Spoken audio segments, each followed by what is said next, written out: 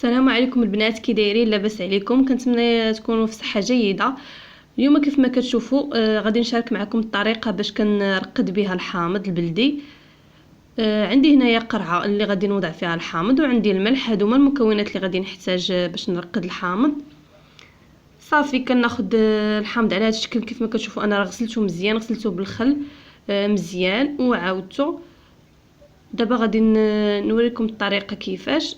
كيف ما كتشوفوا نقسم الحامضه كيف ما كتشوفوا على هذه الطريقه هذه، ما كنوصلش تقطع حتى الاخر، وكنقلبها وكنعاود نقطعها من الجهه المعاكسه. كنتمنى يكون واضح لكم في الفيديو. خالفوا التقطيعه باش ما تفرقش لكم الحامضه على جوج. غنعاود معكم هكا واحده اخرى باش تبان لكم مزيان. صافي غادي نقطعو كامل بنفس الطريقه.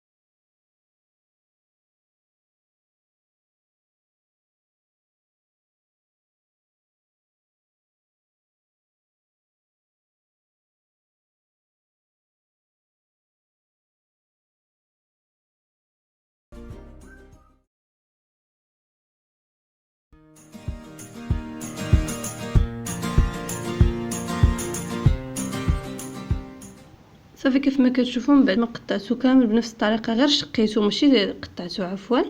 صافي غادي نبدا ناخذ الملحه وغادي نبدا نعمر فيه على هذا الشكل هذا. عمروه مزيان بالملحه حتى هي اللي ما كتخليهش يخسر وكيجي معسل اكثر. انا غادي ناخذ دوك الكبار هما اللي غادي نوضعهم من التحت، داكشي علاش كيف ما كتشوفوني كنقلب على هذيك اللي كبيره.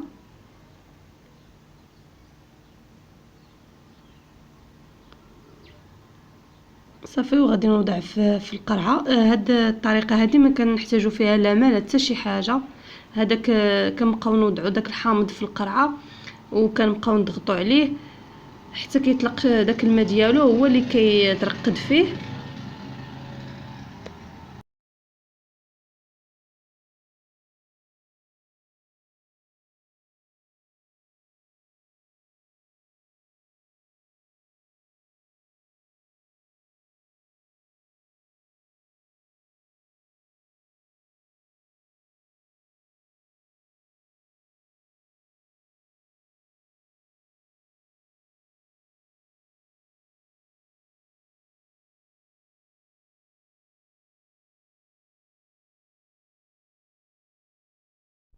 صافي كيف ما كتشوفوا انا وضعت الحامض كامل في القرعه. انا عندي خديت 2 كيلو ديال الحامض، هي اللي هزت لي هاد القرعه. كيف ما كتشوفوا الماء فين وصل. ملي غادي نزيد نضغط على الحامض غادي يطلع داك الماء حتى الفوق، ما تضيفوا لا ماء لا حتى شي حاجه. وبالنسبه للحامضه اللي بقات ليا غادي نخليها حتى لغد ليه غادي يكون داك الحامض هبط شويه، وعاد غادي نضيفها. ملي كتضيفوها ملي كتبركوا على داك الحامض مزيان كيطلع داك الماء حتى للفوق. صافي وكنضيف واحد شويه ديال زيت المائده باش كيكون داك الحامض معسل. ملي كيطيب كيجي زوين. صافي وغادي نخبيه في واحد المكان اللي يكون في البلاكه، راه كيكون مظلم حتى يوجد. كانت هذه الطريقه اللي بغيت نشارك معاكم. كنتمنى تجربوها، راه كتجي ناجحه. انا شحال من مره هذه الطريقه اللي كنرقد بها الحامض. الى الفيديو الجاي ان شاء الله.